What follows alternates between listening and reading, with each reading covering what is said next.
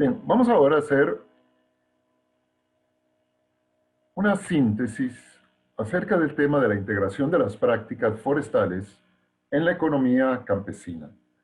Cuando hablamos de prácticas forestales, fundamentalmente lo que nos referimos es a la presencia de diferentes formas o sistemas de presencia o de cultivo de árboles en medio de actividades productivas, pecuarias o agrícolas.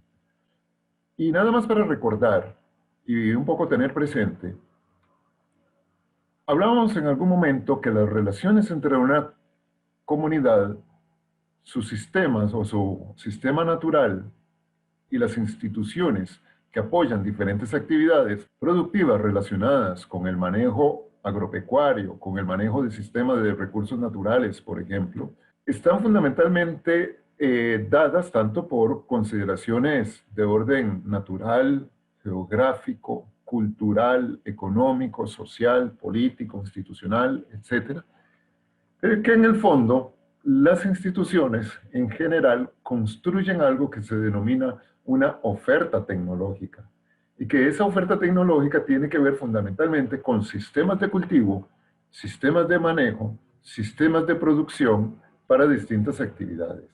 Entonces, fundamentalmente, este tema de hoy a lo que se refiere es justamente pues a un conjunto de sistemas tecnológicos o de oferta tecnológica que se relaciona con el cultivo de árboles en medio de diferentes sistemas productivos agrícolas o pecuarios.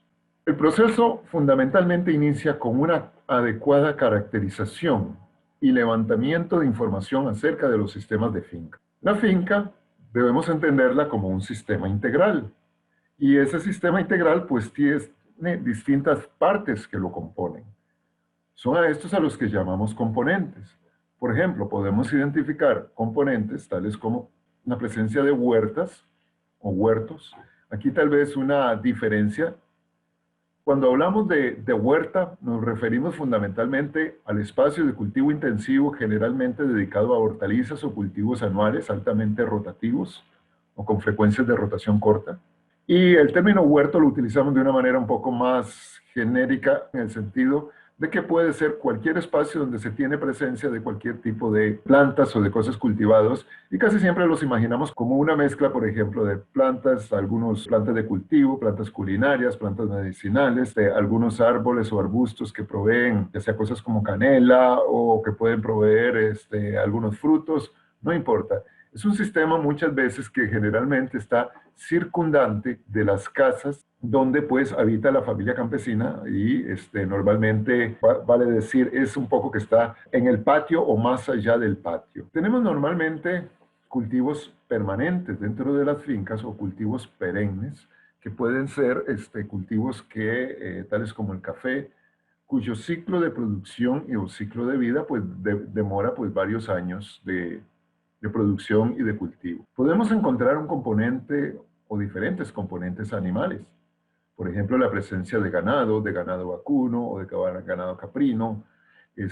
Podemos encontrar, por ejemplo, la presencia de aves, aves de corral, de peces, zonas de estanques, por ejemplo, para la crianza de peces. Y esto es también un componente importante. Otro, de manera específica, pues nos referimos al componente arbóreo o componente forestal.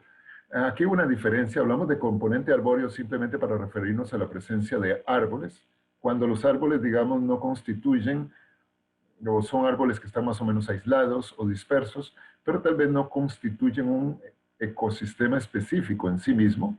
Y hablamos de componente forestal cuando justamente los árboles ya forman una masa forestal, ya sea perfectamente, no importa si es en forma de lindero o o en bloques o en plantaciones forestales o en bosquetes. Bosquetes ya sea de bosque de residuos, bosques naturales, relictos de bosques naturales, o bien espacios, por ejemplo, como parches, producto de la regeneración natural secundaria.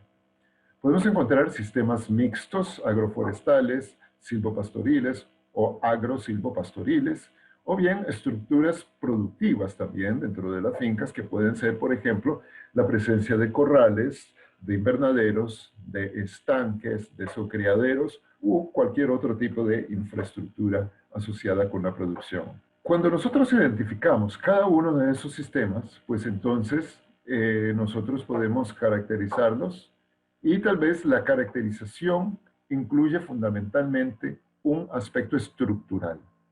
Los aspectos estructurales tienen que ver, por ejemplo, con identificar para cada uno de esos componentes que tenemos a la izquierda, identificar, por ejemplo, el área total de la finca que está ocupado por cada uno de esos componentes. ¿Qué porcentaje o cuántas hectáreas o cuántos metros cuadrados se tienen destinados, por ejemplo, huerta, a los cultivos permanentes, a las zonas de crianza o de pastoreo animal, a los componentes, por ejemplo, de barbechos o de plantaciones forestales y así sucesivamente? Es importante también ubicar o especificar la distribución espacial de cada uno de ellos y ubicarlos, ojalá, en un plano o en un mapa o en un croquis. Poder ubicar cómo están distribuidos espacialmente dentro de la finca esos distintos componentes. Luego también identificar los productos, los diferentes productos y los destinos o los mercados a los cuales esos productos se dirigen o a los cuales se orientan. Teniendo aquí también una especificación de si hay algunos productos que se destinan exclusivamente al autoconsumo o al consumo local, incluso al trueque, o bien reconociendo también la proporción o cuánto de algún cultivo que va para el mercado, cuánto se queda para abastecer el autoconsumo. Por ejemplo, uno puede decir, bueno, de 100 cajuelas de café se dejan, de 100 fanegas de café se deja una para, o dos para la casa. Bueno, entonces es como identificar una proporción de los productos que se quedan para abastecer el consumo propio. El otro aspecto son las consideraciones tecnológicas de cada uno de estos componentes. Cuando decimos el sistema tecnológico es fundamentalmente el sistema productivo. Bueno, ¿cómo se cultiva el café? ¿Qué tipo de sistema de cultivo de café hay? ¿Qué densidad de plantación hay? ¿Es café con sombra o café sin sombra? ¿Es con qué tipo de sombra? ¿Cómo está cultivado ese café? ¿Cuál es la densidad de siembra? ¿Cuál es la siembra entre calles o entre líneas? ¿Y cuál es la distancia de siembra entre planta y planta? ¿Cuáles son las variedades que se están utilizando? Si son variedades especializadas o si son variedades comunes, si es algún tipo de variedad mejorada. Y entonces todas esas son indicaciones que forman parte del componente tecnológico. Si el sistema se cultiva en campo o si se cultiva en invernadero. Si se cultiva primero en un invernadero o en un vivero y después se traslada y se transfiere al campo. Entonces todo eso, digamos, todo eso que se refiere a la forma en que se cultiva, en que se propaga, ¿verdad? Tiene que ver con todo el denominado componente tecnológico. Lo otro es identificar para cada uno de estos componentes la función ecológica que cumple. ¿Cuáles son las que sirven, por ejemplo, para fijar nitrógeno? ¿Cuáles sirven para el soporte de la biodiversidad, para mantener avifauna o para mantener o regular el ciclo hidrológico, etcétera, etcétera? Entonces es la especificación de esas funciones ecológicas. Otro aspecto es, para cada una de estos componentes, es identificar cuál es la participación económica. Es decir, por ejemplo, bueno, de los huertos, digamos que hay unas hortalizas, parte de esto se destina al autoconsumo y otra parte se dedica a la venta. Bueno, ¿cuánto de eso se traduce en ingresos? ¿Cuánto dinero se le saca, por ejemplo, a una cosecha por año o a las cosechas durante el año? De los cultivos permanentes, bueno, ¿cuánto ingresa? Del componente animal, del componente pecuario, los componentes pecuarios o de los productos forestales que se obtengan. Que si se vende leña, bueno, ¿cuántos ingresos por venta de leña se generan? Entonces, y así, eso es información que sí conviene, digamos, documentarla y registrarla y caracterizarla. Otro aspecto importante es el uso de la mano de obra. Y con la mano de obra sí es importante que tomen en cuenta esto. Uno, primero, en las unidades de producción campesina, Generalmente, la primera fuente de mano de obra es la mano de obra familiar. Entonces, es importante ver los distintos roles que asumen los diferentes miembros de la familia en la actividad productiva. En algunos casos suelen ser como más artesanales, es decir, todos van participando de todas las labores agrícolas, o unos participan de unos, otros participan de otras. Y hay quienes hasta se especializan, ¿verdad? Hay un encargado, hay uno de los muchachos que es más el encargado, por ejemplo, del manejo del ganado, otro que está más metido en los cultivos, ya sea de caña o de café o de algún cultivo en particular. Generalmente hay algunos que se inclinan y se entusiasman más con la producción de algún tipo de cultivo que con otro. Entonces, en eso es importante identificar cómo la mano de obra, digamos, familiar es utilizada y en qué roles se desempeña. Otra cosa, ¿en qué momentos se utiliza mano de obra contratada? ¿En cuáles actividades y por cuánto tiempo? Esto es importante determinar si se contrata o no se contrata gente de fuera y para qué tareas, por cuántos jornales, durante cuánto tiempo, para realizar qué tipo de labores.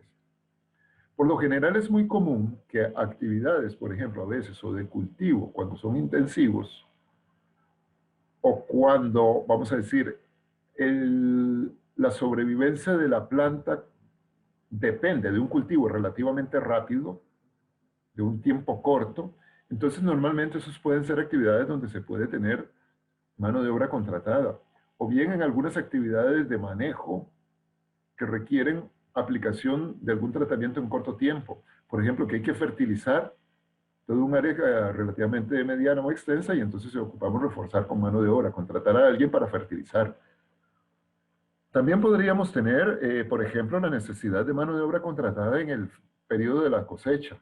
Entonces, esos son, digamos, los momentos o las cosas donde conviene identificar para cada tipo de actividad o para cada tipo de cultivo cuándo se requiere de mano de obra familiar y cuánta, y cuándo se requiere mano de obra contratada y cuánta mano de obra. La otra característica o conjunto de características importantes es tratar de identificar si hay algunos valores culturales o tradicionales, por ejemplo, en algunos de estos cultivos, ¿verdad? En algunos casos, pues esto tiene una gran relevancia porque marca o constituye fundamentalmente un criterio de decisión importante. Y también influye mucho en las características que se le den al sistema productivo con el que se trabaja, ¿verdad? Hay gente que dice, no, es que aquí producimos como lo hacía mi abuelo, ¿verdad? Y tal vez el abuelo dejó un legado interesantísimo, por ejemplo, en cómo procesar tapa de dulce en una casa, en una finca, por ejemplo, del trapiche y la caña propia que ellos mismos sembraban. Entonces, en ese tipo de cosas a veces podemos nosotros encontrar, bueno, si es que la gente valora algo, rescata alguna tradición, rescata alguna planta, un árbol, ¿verdad? Hay árboles que son emblemáticos dentro de una finca, por ejemplo.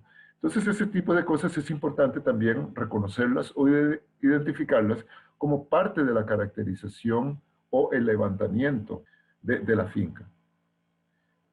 Si nosotros hablamos de diagnóstico, hay una información adicional a la caracterización, que es que en torno entonces a cada uno de estos componentes, además de todas esas características descriptivas que nosotros podemos hacer, necesitaríamos identificar dificultades, problemas que se presentan o barreras que se dan para el buen desarrollo de cada componente productivo, de cada sistema productivo.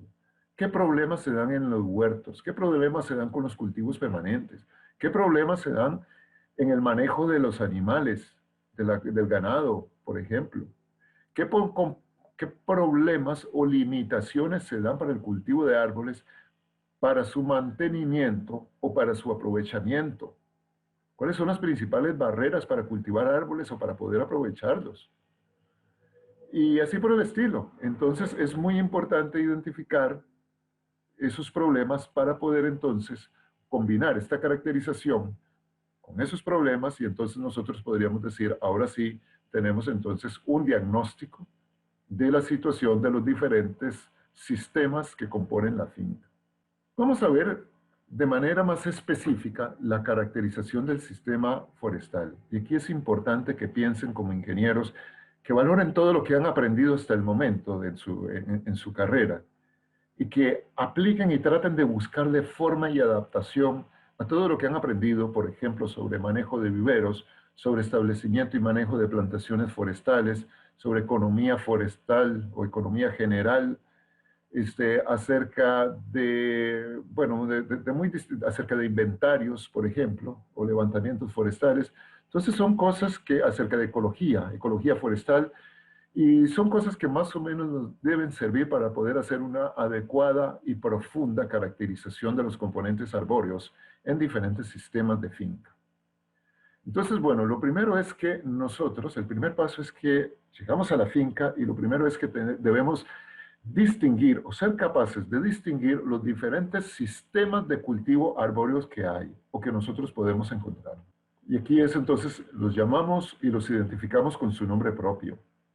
Ok, un sistema agroforestal, por ejemplo, que combina café con laurel y cacao, o un sistema silvopastoril que combina pasto de una variedad o de un tipo con la presencia de 2 o 3 especies de árboles plenamente identificadas. Y especificamos la asociación de cuál cultivo con cuáles especies arbóreas. Entonces, es ese, digamos, como el primer paso. Es esa identificación y luego la ubicación espacial. ¿Dónde están unos y dónde están otros? ¿Dónde están los árboles dispersos en medio de los potreros? ¿O dónde está digamos, el bosque riverino en torno a una quebrada o alrededor de una naciente? ¿Dónde está ubicado entonces los árboles en linderos, ya sean en cercas o cercas vivas o barreras vivas? Entonces todos esos los ubicamos espacialmente, ya sea en un plano o en un croquis, al menos en un croquis, y si pueden sacarle provecho a la información de imágenes satelitales, pues fabuloso, ¿verdad? Porque ahí lo pueden caracterizar tal vez con una mayor eh, precisión, tal vez. Y luego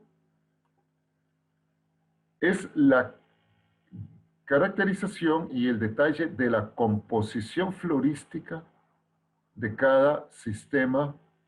Y cuando decimos la composición florística de cada sistema, principalmente es cuál es la composición de ese componente arbóreo. Esa es la identificación de las especies presentes y la identificación también, como decíamos, tal vez de las especies tal vez de plantas o de cultivos con los que se asocian.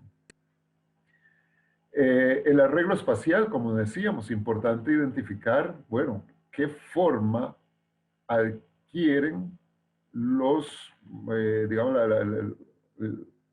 los árboles que están presentes, cómo se distribuyen, cuál es su espaciamiento. Si forman linderos, bueno, linderos más o menos en qué formas o en qué direcciones, hay direcciones preferenciales, si no están orientados de una manera específica. Eh, digamos que el lindero vaya de norte a sur, o va a lo largo del camino, o a lo largo de los callejones.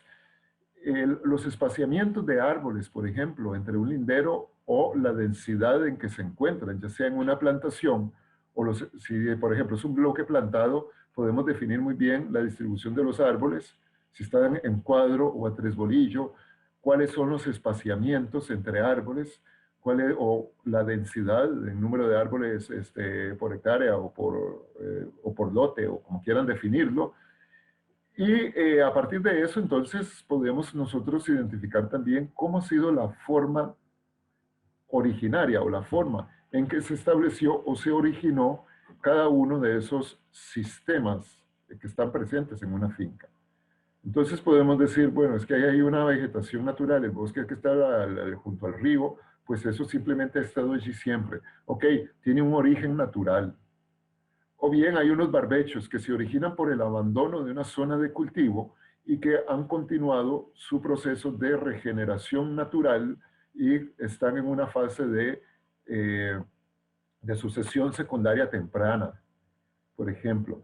Entonces hay cosas que se originan de forma natural u otras que han sido cultivados. Bueno, es que estos árboles se sembraron en la finca para marcar el borde y el límite de la propiedad, por ejemplo. O simplemente se establecieron por cultivos, se trajeron plantaciones de tal tipo o de tal otro, fue de árboles de vivero o fue de árboles que la gente cosechaba la semilla, las puso a germinar por aquí dentro de la finca y luego las sembraron allá adentro. O sea, ese tipo de cosas, ¿verdad? ¿Cómo ha sido el origen del sistema? Si el sistema fue establecido, al menos si el componente arbóreo ha sido agregado, decimos cómo se estableció, o si ese componente arbóreo es un relicto natural, entonces se establece y se especifica que se originó de forma natural. Cuando es de forma natural, podemos documentarlo como algo que es producto de una regeneración después de un abandono, tal vez de un potrero o de un cultivo. Y bien, luego de eso, es importante hacer una cuantificación más detallada de ese componente arbóreo. Es decir, de al menos tomar una muestra de árboles y medirlos. Medirles sus diámetros, medirles sus alturas, la extensión de copa, el número de ejes que lleva, o número de tallos, o número de ramas principales, por ejemplo.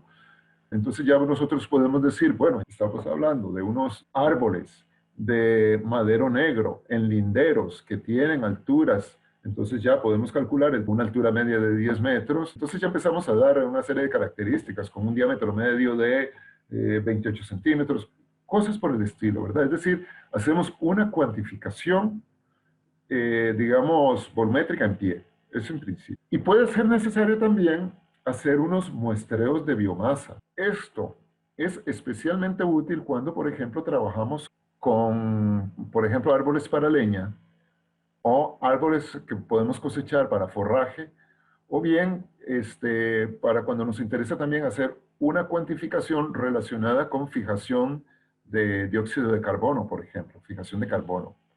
Y entonces, pues ahí hacemos una determinación que además de esas mediciones de árboles en pie, necesitamos tomar una muestra de unos árboles que hay que sacrificar para determinarles los volúmenes de madera en rollo que uno puede tener, medir los volúmenes de los troncos, de las ramas o del follaje que generan. Y también esos volúmenes, además de esos volúmenes, implica la determinación del peso verde fresco, tanto del tronco como de las ramas o del follaje.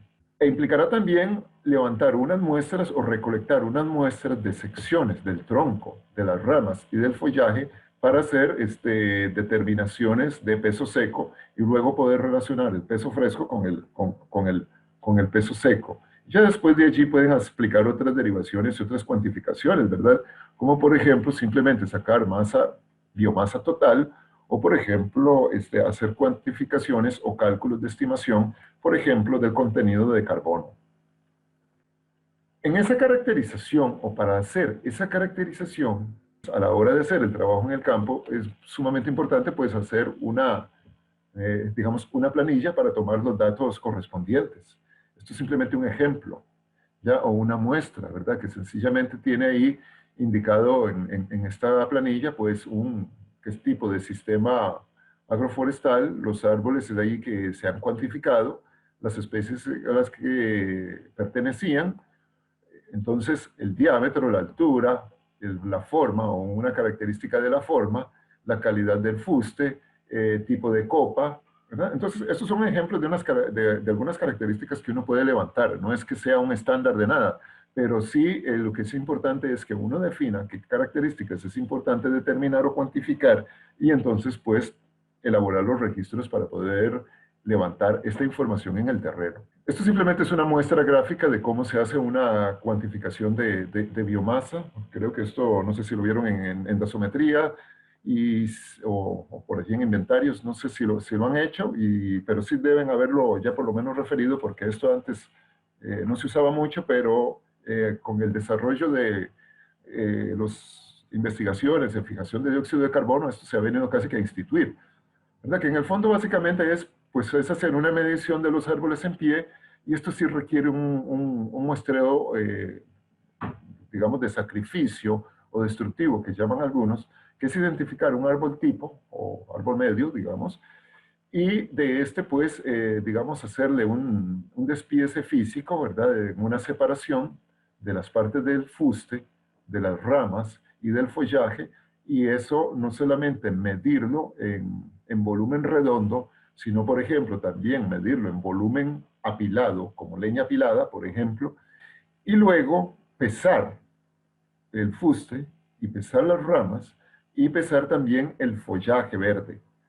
Y de estas diferentes partes, entonces luego se hace justamente se obtiene una muestra, por ejemplo, para determinar el peso seco. Y estos son algunas, digamos, partes o trozos de tronco, de ramas y de follaje que tienen que pesarse en sitio, es decir, determinar el peso verde en sitio de unas pequeñas muestras. Por ejemplo, se toma una muestra a la base del tronco, aquí donde se hizo el corte, importante una muestra a la altura del diámetro medio, al 1,30 metros, u otras muestras, ¿verdad? Generalmente, por lo menos, lo mínimo es que tiene que haber una muestra en la base, una muestra de tope de fuste y algunas muestras ya de las ramas delgadas. Si hay ramas gruesas y ramas delgadas, eso se subdivide y en el caso de diámetros muy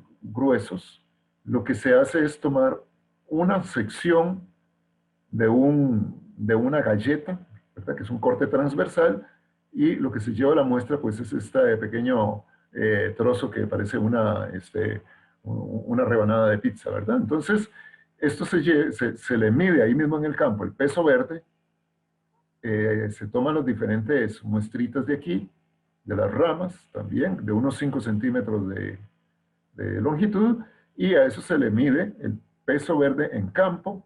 Hay que llevar una balancita de precisión, y luego se toman muestras del follaje, y se llevan por lo menos aquí dice unos 500 kilos por lo menos en las muestras, y en general estas muestras se empacan y se llevan para el laboratorio. En el laboratorio se hacen las determinaciones de peso seco, o sea, se extrae la humedad hasta alcanzar los niveles de peso seco.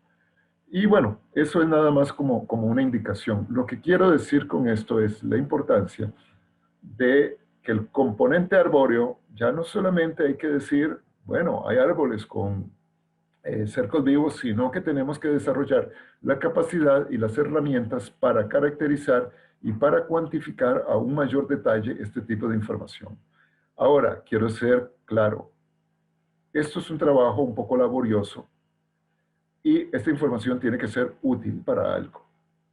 Entonces, es muy importante seleccionar a qué tipo de árbol o a qué tipo de cultivo se le va a utilizar el muestreo más detallado para la determinación, por ejemplo, de este tipo de variables. Pero sí es importante siempre, por lo menos tener información cuantificable y cuantificada.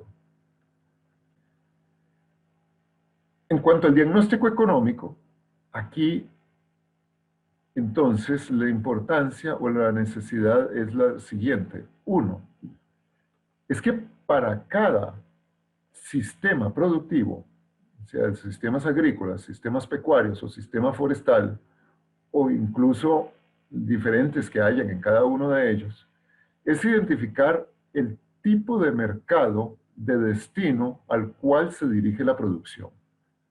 Aquí la primera gran clasificación es cuánto de esto es para autoconsumo y cuánto es para vender al mercado. Luego, lo que se vende al mercado, ¿cuántos ingresos generan? ¿Verdad? ¿Cuánto se obtiene? Por ejemplo, que un señor tiene una hectárea de producción de producción de ayote. Bueno, ¿cuánto le genera esa hectárea? ¿Cuánto le puede sacar o cuánto le sacó a una hectárea, digamos, el año pasado? Entonces, bien, esos son los ingresos, esas cantidades totales vendidas, tal vez de una cosecha. Así para cada uno. Entonces, es importante registrar las cantidades producidas y vendidas, más bien las cantidades finalmente vendidas, y los precios.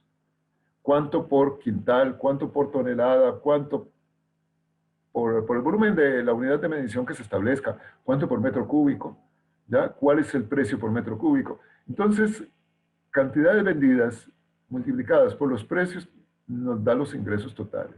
Entonces, digamos, interesa levantar información para los componentes principales y para el componente forestal en particular. Materiales e insumos que utilizan o se utilizan específicamente para cada producción. Bueno, es que si tengo café o si tengo, por ejemplo, yuca cultivada o tengo cualquier otro cultivo, bueno, cada cultivo de esos, bueno, ¿cuáles son los diferentes materiales o insumos que se utilizan para la producción? Ok, si utilizan semillas, fertilizantes, lo que sea, todo lo que requiera. Y, y entonces, bueno, ¿cuántas cantidades se ocupan y cuántos son, por lo general, los costos asociados para cada una actividad? Si la gente, por ejemplo, compra, digamos, fertilizantes y los usa en común para todo esto, pues sencillamente uno lo que tiene que saber es más o menos cuánto de ese fertilizante lo destina a la producción agrícola y cuánto le va para el resto. Entonces, normalmente uno a veces tiene como que distribuir algunos costos que pueden ser fijos o comunes o compartidos. La mano de obra directa, bueno, igual, ¿cuántas jornales se ocupan en esto? ¿Cuántas jornales se ocupan en ir a podar unos árboles o en cosecharlos? ¿Cuántas, como decía antes, cuánta de esa mano de obra es familiar y cuánto es contratada? Y si es contratada, bueno, ¿cuál es el costo del jornal? Y no solo cuando vamos a valorar cuál es el costo del jornal pagado, a la gente que se le paga, de la mano de obra familiar. Si ellos se costean, es decir, se dan un pago, se asignan un pago, o un salario, o un jornal, ¿cuánto? Y si no se lo asignan, simplemente es necesario saber cuánto trabajan diariamente, cuántos jornales trabajan por mes en cada una de esas diferentes actividades, cuántos jornales más o menos le dedican, o bien en qué porcentaje de su tiempo lo dedican a qué actividad de estas, a cuál sistema de estos. Y con eso nosotros podemos más o menos entonces saber o asignarle cuánto cuesta una jornada y entonces así le asignamos un costo a los jornales que son, digamos, de dedicación propia. Aun cuando no cobren por eso, significa un costo. Recalco, si la mano de obra no está cuantificada, si ellos no se definen un salario,